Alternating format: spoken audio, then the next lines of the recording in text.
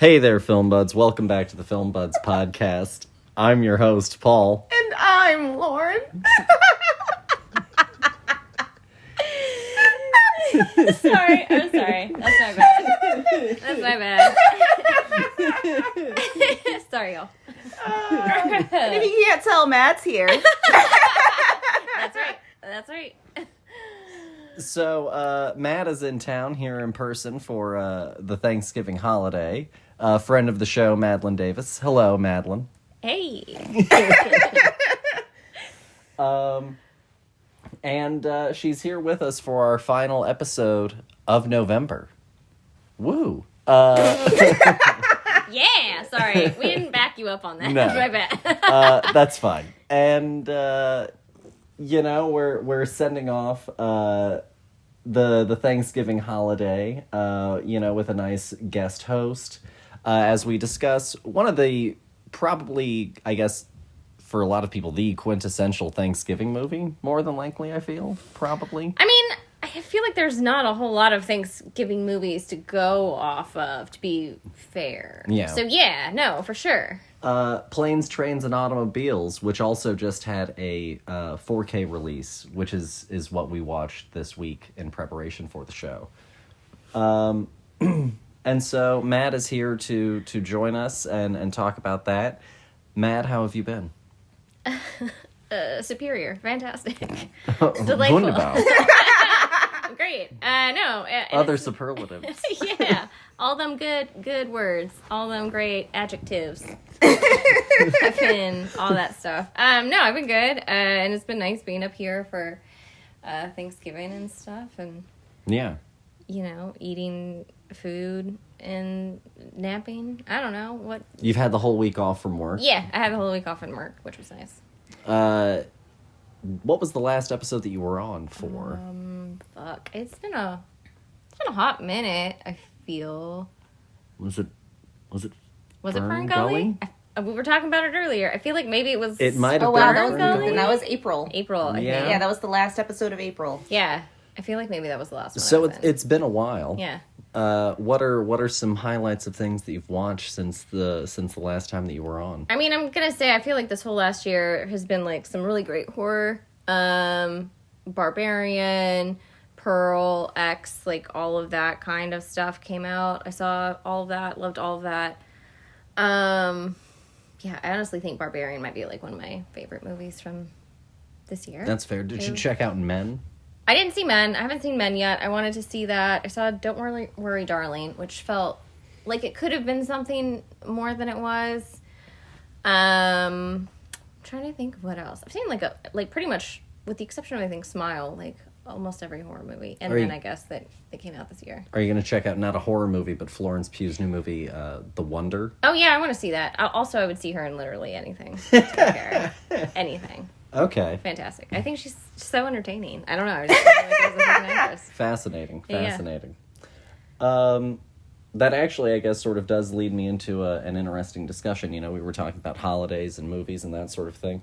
We're kind of in the thick of right now, holiday movie season releases. Yes. In general, how do you like the holiday movie season? What are your general thoughts on the holiday movie season? I don't know. I'm trying to think. Like holiday movie. I feel like it's. I'm trying to think of like the last big holiday movie I saw. Oh.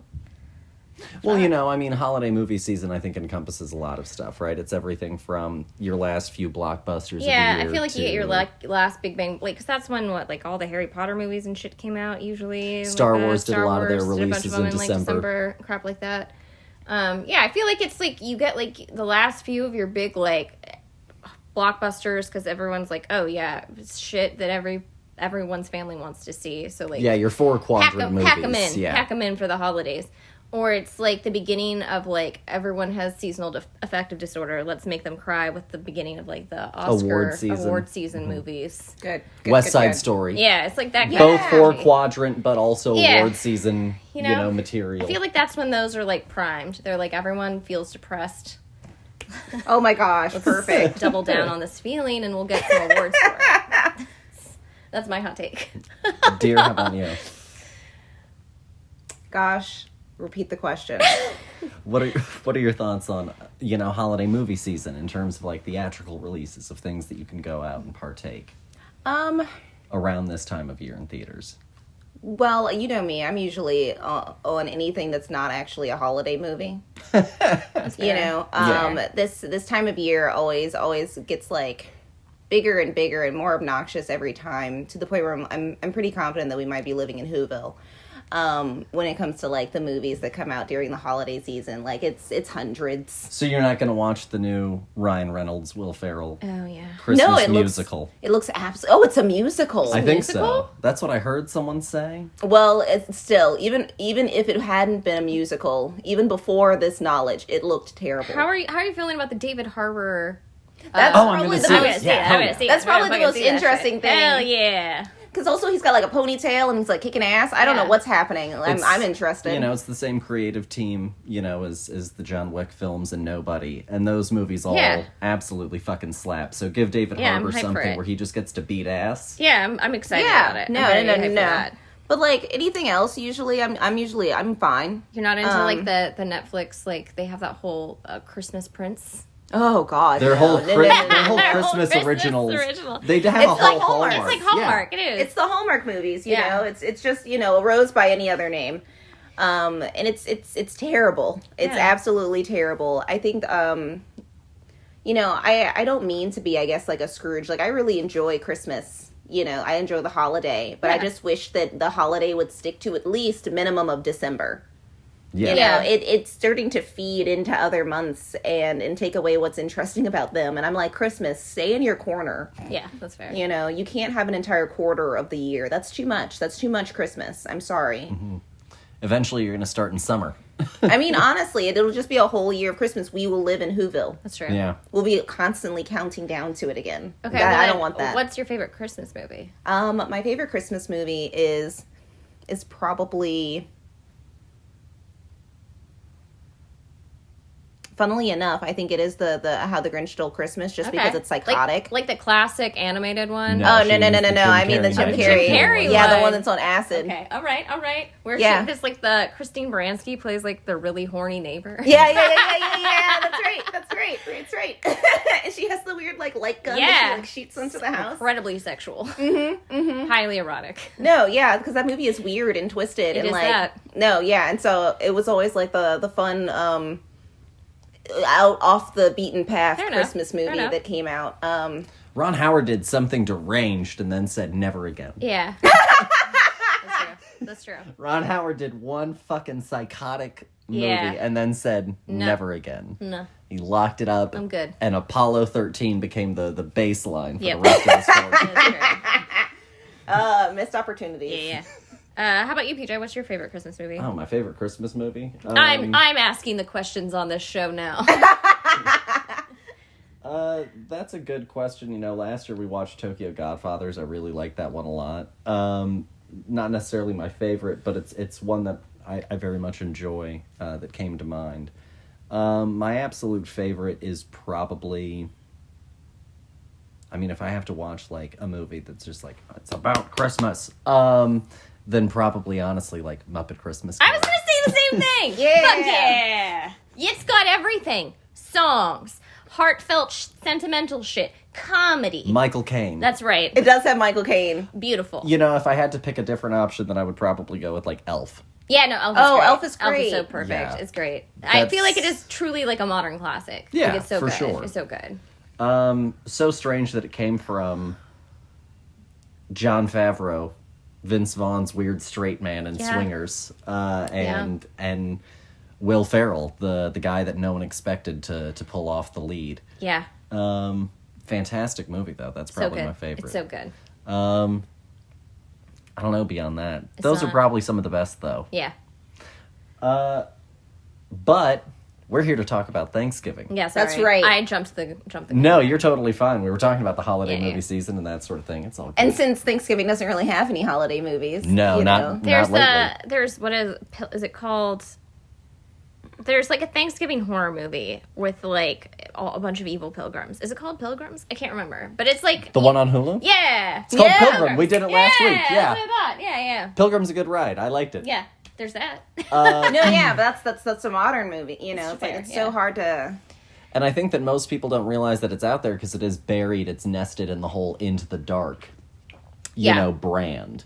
Which is great, but also if you're not really turned on to that, you're not going to go and find that movie immediately. No.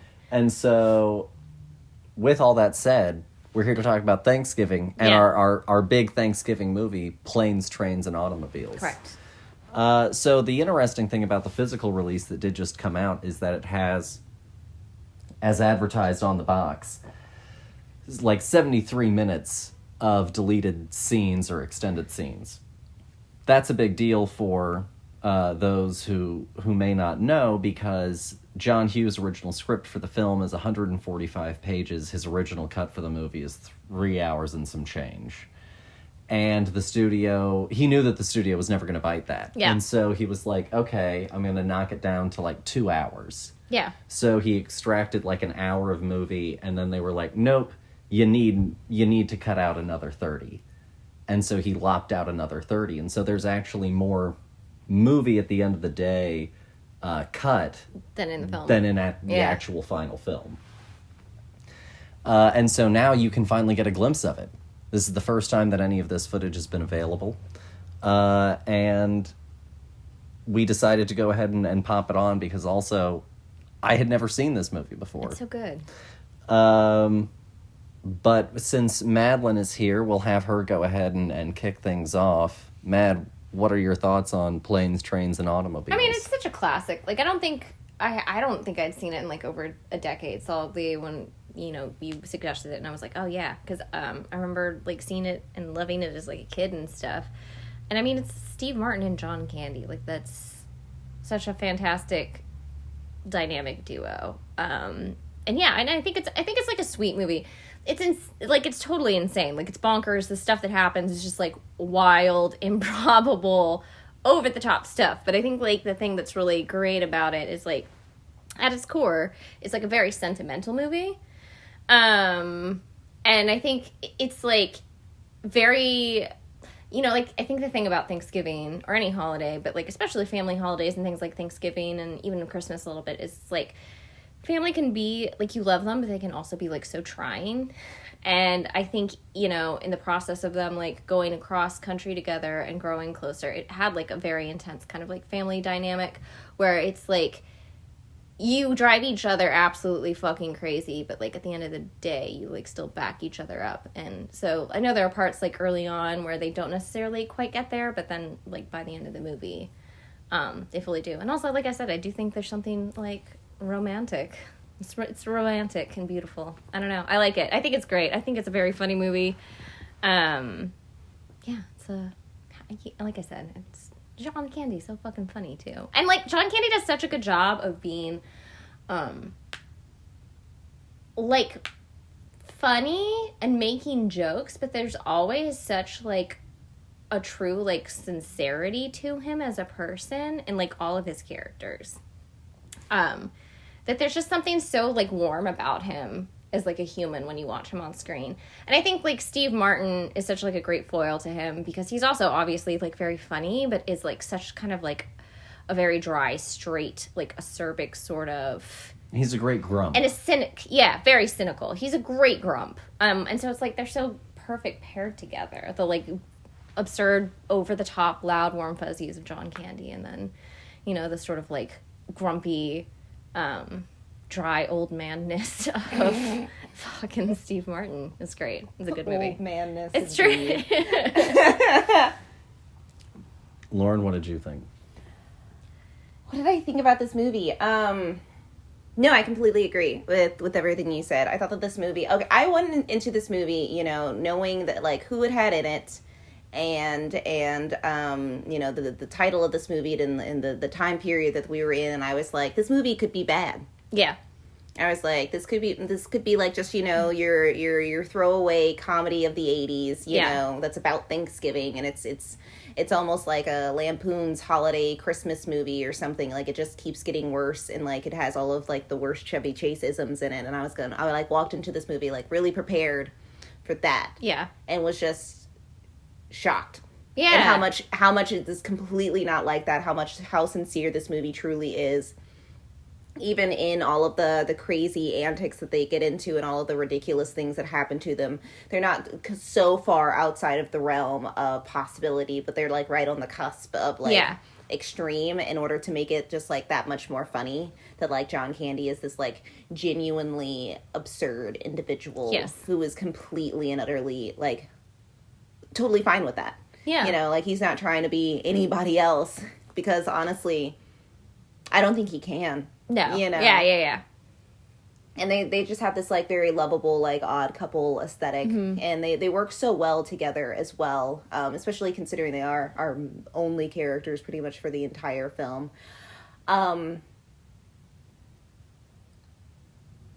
But I also am curious about the extended versions. Yeah. Of the film as well, because like for me I felt like some of the scenes I felt like we were just like racing through this movie really That's quickly fair. And I felt like we were like missing little bits of a joke, you know, like we were just getting like the tail end of something. And like I think that it works in the context of what it is like a whole picture, just because, you know, you just sometimes you don't get to know everything about everything, and that's like just that's fine. But now knowing that there is more. Yeah. Like, well, what is the rest of the, you know, what are the filler parts truly? No, absolutely. I mean, I'll definitely be... So, about the movie itself, I didn't know what to expect, honestly. It's so hard to make a movie about Thanksgiving, because even though this movie is rushing toward Thanksgiving, it also still feels somehow like a Christmas movie. Doesn't feel at all about Thanksgiving, which I think is also very fascinating. It feels like it's about that time of year, more so than about Thanksgiving very specifically, which is so fascinating. I think that it's really, really interesting. You know, we've watched a lot of movies before, you know, 4 movies in total, I guess, this month for Thanksgiving. And at the end of the day, like, if you really asked me, what's a Thanksgiving movie? I'd say, whatever the fuck you want it to be, man. Because there's no identity to a Thanksgiving movie. And so I love this movie, absolutely. And as like a first-time watch, I really didn't know what to expect. And it is just this, like, road trip movie, live with these two characters as they are. Yeah. You know, and it's kind of broken into the 3-act structure. Yeah. You know, the title gives you also what they are. Yes. You know, planes, trains, automobiles. And so it's fascinating how, like, well-structured it is. And the fact that, again, it's also, like, a 3-hour version of this movie that also then maintains that structure is a very interesting concept.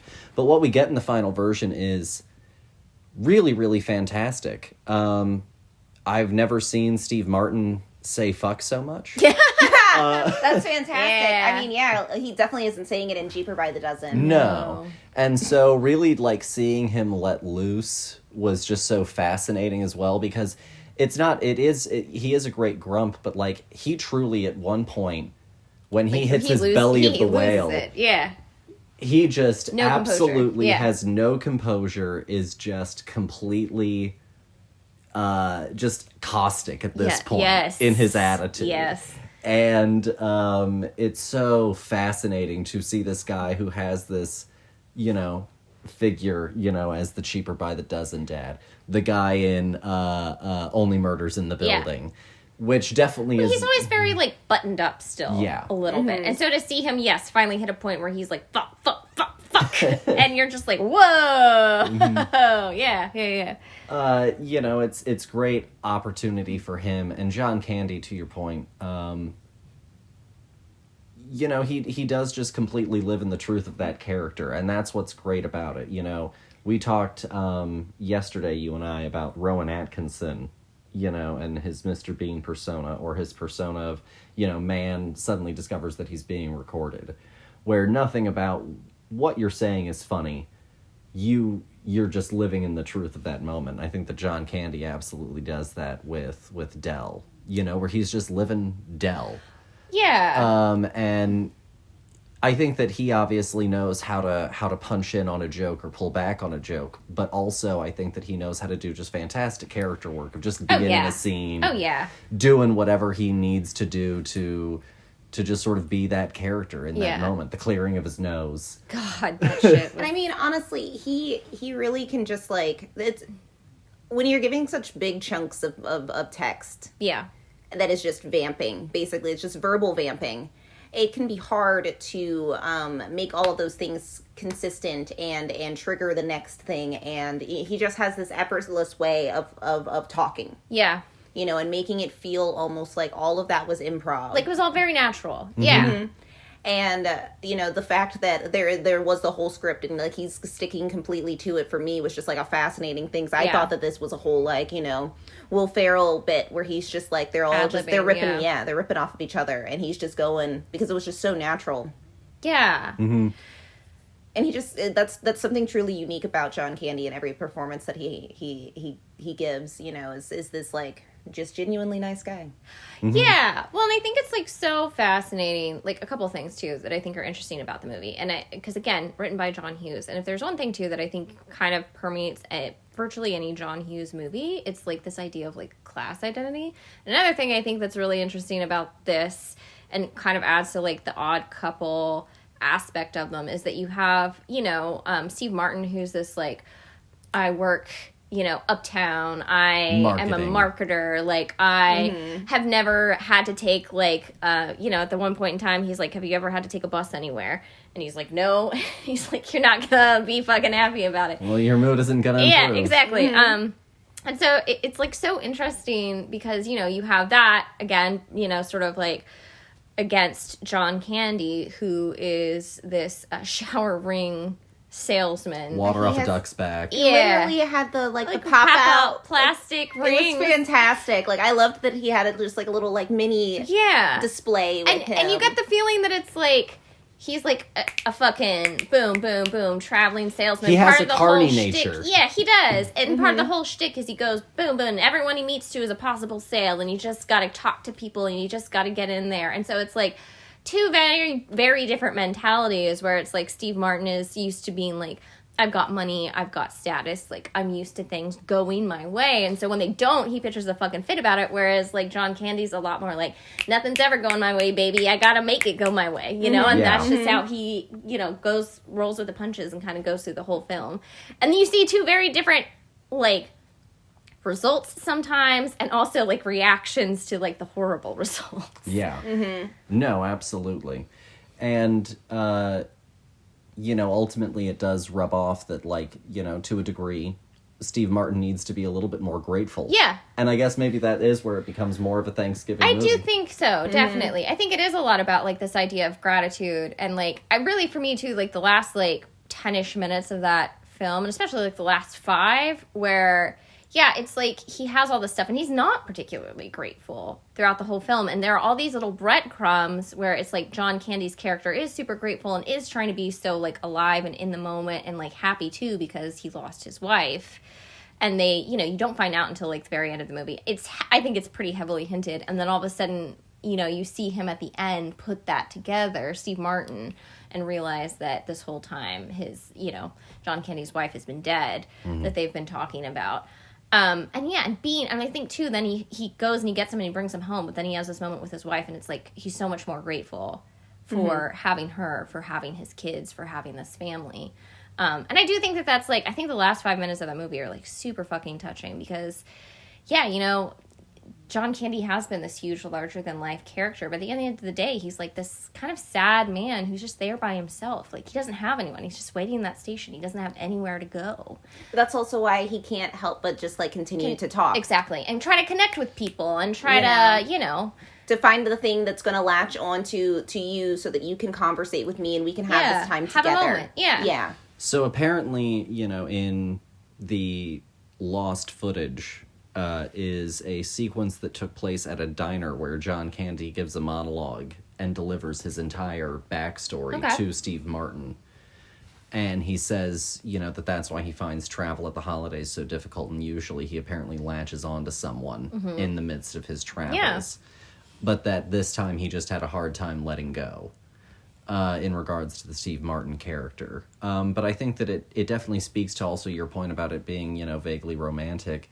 It does follow the sort of bromance structure, which at its core is a romance story, enemies right? To lovers, it's an I tell enemies ya. to lover trope. It's the odd couple. It is. It is. It's the uptight guy and the manic pixie dream girl. Yeah. This indomitably They shouldn't good work together, spirit. but they end up kind of rubbing off on each other in such a way that it ends up working. Yeah, and I think that that's also why it's funny that part of the cut plot is that his wife thinks that he's having an affair. Yeah, that is funny. Is because, to a certain degree, he is falling in love. Just not at all in the sense that she thinks. No. Oh, yeah. Yeah. Della is the other woman. Yeah. They even had, like I said, they have to share a bed scene, which again is like... Oh, yeah, and then they, wake up, and he's like, they're cuddling. They're spooning. And he's like, Della, kisses... Yeah, he kisses his ear.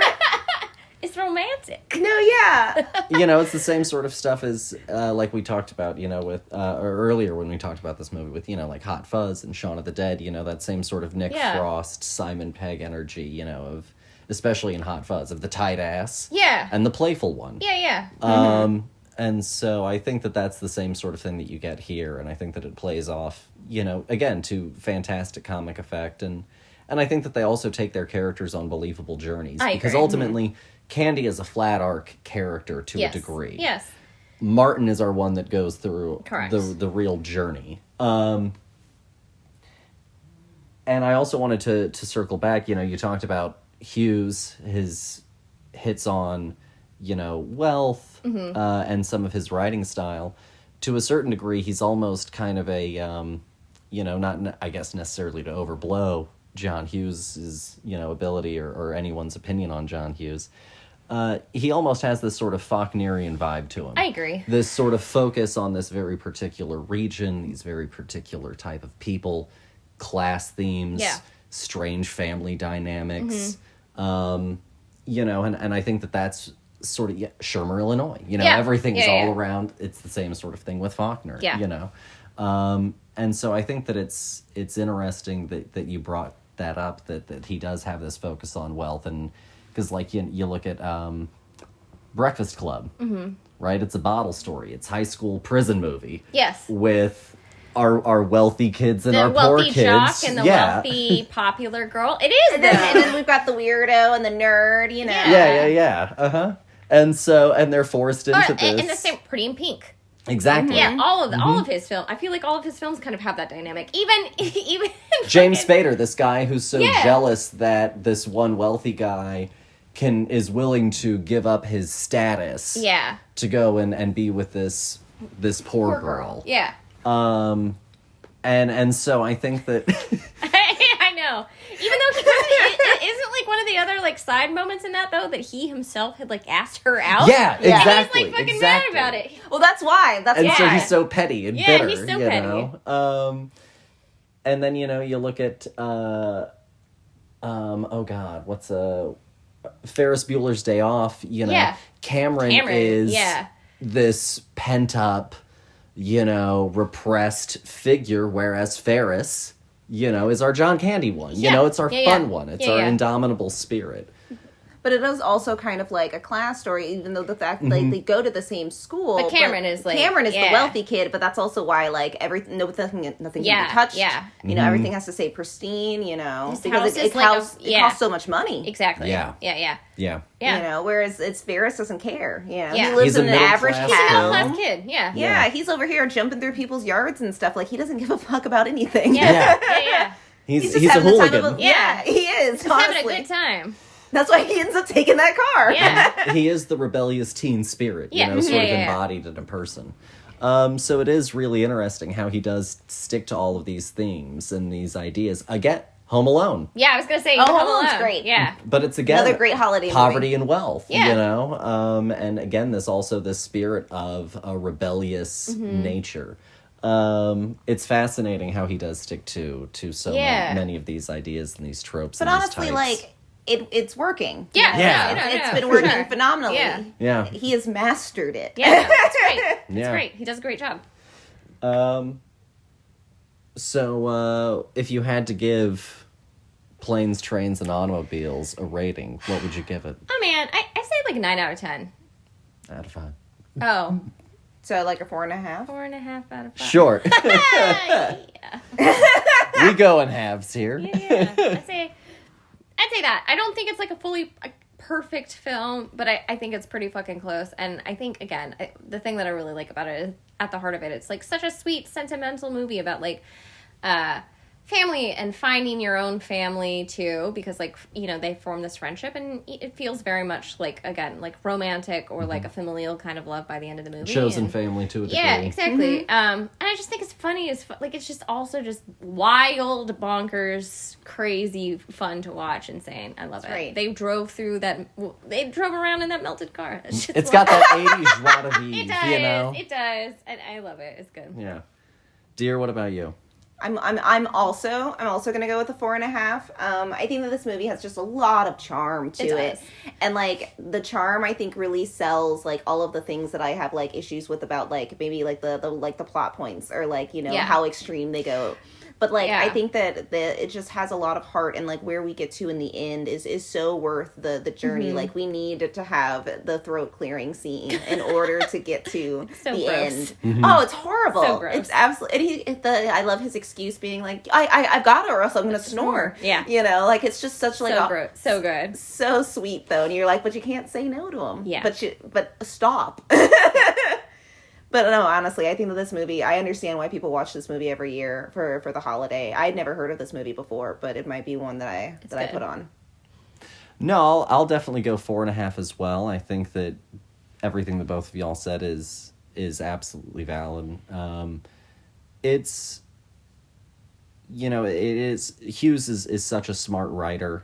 And the thing that is so great about this movie is that you get to watch two great, really tremendous comedic actors just absolutely give it their all, and leave everything out there in great performances that end up making the movie truly, truly special. You know, like it would have been good with other actors because it's already very well written, but the thing that absolutely seals the deal on its greatness is the two of them, and how much they absolutely just steal those performances, you know, equally and own them. And it's great to have seen it, and it'll be good to go back and rewatch it, and I'll be curious to see if someone goes and does like a fan edit where they try and restore all of it where it's supposed to go. Yeah, I'd be into watching that for sure. But I guess with all of that said, the last few things that I wanted to talk about, one of the things that I wanted to bring up, the big news in the room, obviously, Bob Chapek has gone from Disney. Yeah. He got fired in the middle of the night on Sunday. Yeah. Now it's Daddy Iger again. Also. Yeah. Daddy Iger's back. And of course, never left, guys. He never left. He was plotting. Somehow Palpatine has returned. That's exactly what's happening. That's right. You know, and there's a lot of speculation that he's here because what did Iger do for his entire duration, his entire time at, you know, the helm was acquisition, deal making. It started with Pixar, which included him like trading, you know, Pixar stock for Disney stock with Steve Jobs, so that way he could get Steve's slice of the Pixar pie. And don't get greedy, guys. I know. And then, of course, it also included Marvel and Star Wars, and then eventually 20th Century. Yeah. And so his entire time was all about deal making. So the big speculation is that Iger is back because a deal is brewing. The big speculation one is, of course, that it's Apple. Yeah. How do you feel about Iger being back and Bob Chapek's time at the helm? I mean, I don't know. I feel like Chapek, I don't think he has been as much of like a presence. Like, I feel like you knew when Bob Iger was in charge. And I feel like Chapek is like one of the presidents where you're like, I guess this was a president of the United States for 4-ish years and some stuff happened. You know what I'm saying? He's like one of those guys. Chester A. Arthur. Yeah, where you're right like, in the middle. I know he happened, but okay. Nothing bad happened, nothing good happened, so I guess he did all right. No, I mean, plenty has happened. He wishes. But yeah, no, I get why they're trying to bring Iger by blah, blah, English words. I can get why they're trying to bring Iger back for that. And yeah, no, I mean, like, I don't know. Apple's stuff has just been so kind of, with the, again, exception of, like, Ted Lasso and a few other things here and there, like, very meh for me.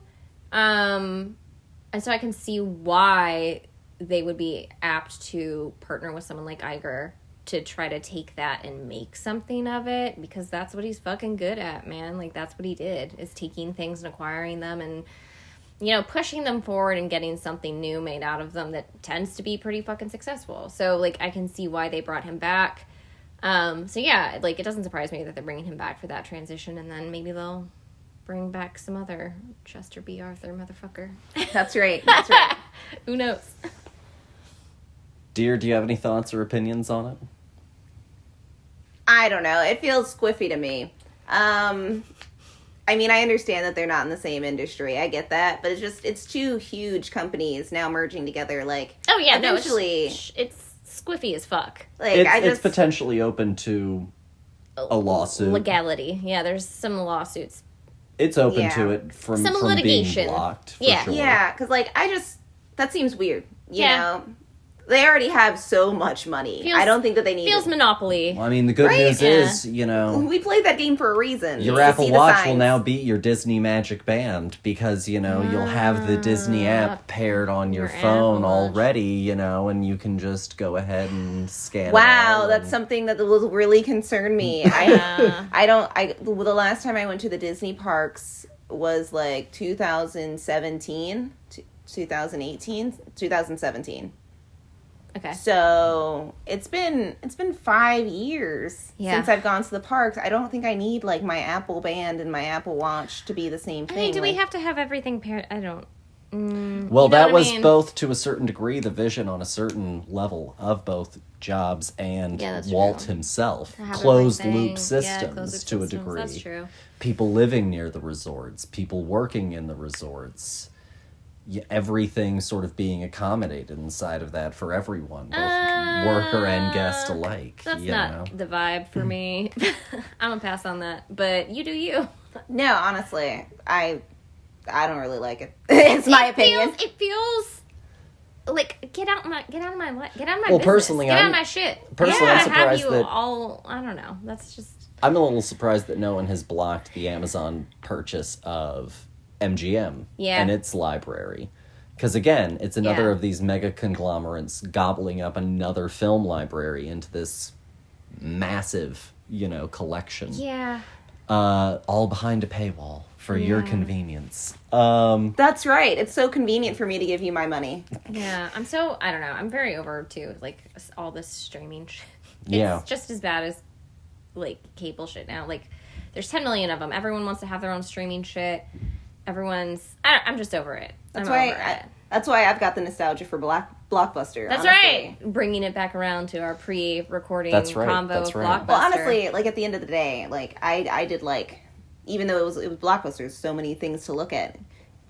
But that was half the fun. Yeah. Was the experience of it. There's no experience with these things. It's you flip on one, you scroll through for a while, you flip on and it is just as time consuming and as unsatisfying as scrolling through thousands of TV channels, you know. Yeah. Yeah, it is.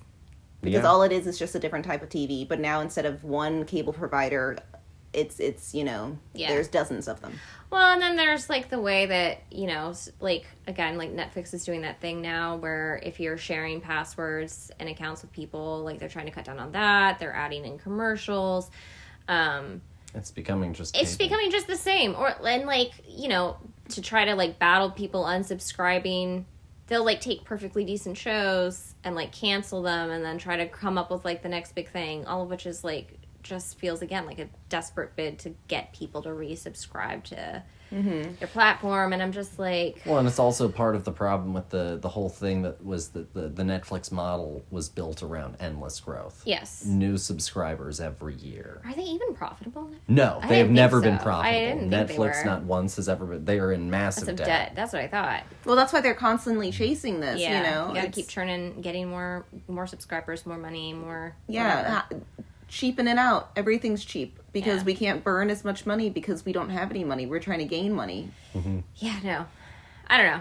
I'm a little bit burned out with it. To also honestly. circle it back around to Iger and Chapek, and the Disney potential, deal and Iger's time at the helm. You said that Chapek was a little bit forgettable. I think that the issue is that ultimately in history, Chapek will be forgotten. In his time presently, he has been kind of, in his few moments of being in the spotlight, has been a gaffe, usually, and more of a hindrance than a help. And I think that, it's very summed up by, I was talking with a coworker of mine, and I asked her how she felt about it. And she said, I didn't even know who that man was. Yeah, no, I mean, I knew that there was someone else in charge of Disney. Like, I knew it wasn't Iger anymore. And I knew, like, once you said the name, I was like, But, like, if you would just said that name to me without context of Disney, I would have been like, who the fuck? Who? Yeah, What are you talking about? What? Who is this? A coworker? What? Who's Chapek? Like, I would not know. And so I think that is probably, again, like the truly damning thing. Yeah. What was your footprint? Putting your foot in your mouth? Like... It's not... Yeah. Good job. Mission accomplished banner, George W. Bush style. Don't rock the boat. Yeah. And so I think that it'll be interesting to see what does happen. Who knows how long he'll be here. But I'm sure that it'll all be made clear very soon. I'm sure. Beyond that, I don't really have necessarily much. Going back to a quick earlier topic for one last final question. What's the movie that you're most looking forward to this December, here before the end of the year? Oh, shit. What's coming out? What's happening? There's Glass Onion, of course. Oh yeah, we're gonna go see Glass today. Yeah. I'm excited for Glass Onion. Avatar: The Way of Water. Is it Silent Night? Is that the Silent David Night. Harbour one? Yeah, I want to say that, like, that looks entertaining. I want to see Santa whoop some ass. That's right. I'll watch that. I'm trying to think what else is coming out. I'm trying to think if there's That's the anything whole point. like really huge coming, or like... I mean, they've been advertising Bones and all. Oh, yeah, I do want to yeah. see that. I want to see Bones at all. Yeah, I want to see that. That's like the only Netflix Timothy thing. Chalamet. That's right. Little No, Timmy it's Chalamet. Little Timmy. Whatever it is. Yeah, Timothy Chalamet. Is that it? Whatever. Timothy Chalamet. Yeah, him. That one. I like Shamalama. Shamazillion. Whatever his name is. I'm excited about that. That looks good. I don't know. I'm trying to think. Again, I know there's like The Way of Water's coming out. Are there any other big like holiday films that are coming out There's not any Marvel movies or anything. I think there's a a Shazam movie coming out. the Guardians of the Galaxy Christmas special. Isn't that coming out? Yes. Yeah. I think that comes out today, or came out today. Did it? I think so. I'll watch that. Yeah, for sure. Oh, it's a cat. Dear, what about you? Anything? Honestly, gosh, I really didn't know what was coming out this holiday season. Yeah, I should have prepared for this. I'm probably, honestly, the most excited about... The David Harbour movie? No, Avatar 2. Oh, Avatar 2, The Way of Water. Yeah. I'm super pumped. Oh, I want to see The Menu. That's another one that I really want to see. Yeah. Fuck yeah. What's the menu?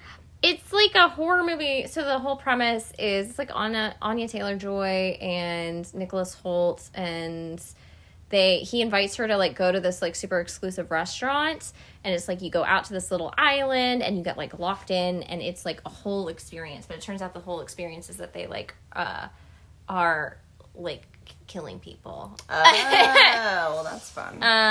So like I really want to see that. I think that looks good. I don't know if there's anything else. Really? Puss in Boots: The Last Wish. No, I'm interested Just in that. kidding. It looks all right. Really? Yeah, the art style looks pretty good. The story is interesting. It turns out that, like, Puss in Boots had 9 lives, and he's now gone through them all. Oh. And so, like, he's trying to get back to being alive. Okay. Interesting. Yeah, what? Alamo has a Terror Tuesday of Bram Stoker's Dracula? Well, I am going to go see that. Perfect. I'm going to go see that. Nothing says Christmas like that. No, that's fair. With all that said, I don't really have anything left. Matt, is there anything you want to say to the listeners? There's a cat in this room and it's cute. It's a very cute cat. No, I mean, I don't have anything going on. Live your truth. That's what I would like to say to the listeners. Live your truth. I support you in your present holiday and all future endeavors, etc. Fantastic. Excellent. Yeah. Dear, how about you? Yeah, I mean, I hope you didn't gorge yourself too much on Thanksgiving. Don't spend too much money today on Black Friday. And, you know, don't take Christmas so seriously, guys. It's all about, it's supposed to be about family too, you know? Be your inner John Candy. Exactly. No, that's fair. Those are all wonderful things. Happy, of course, belated Thanksgiving. Oh, yeah. Of course, to everyone's point, don't spend too much money on Black Friday. It's a big scam.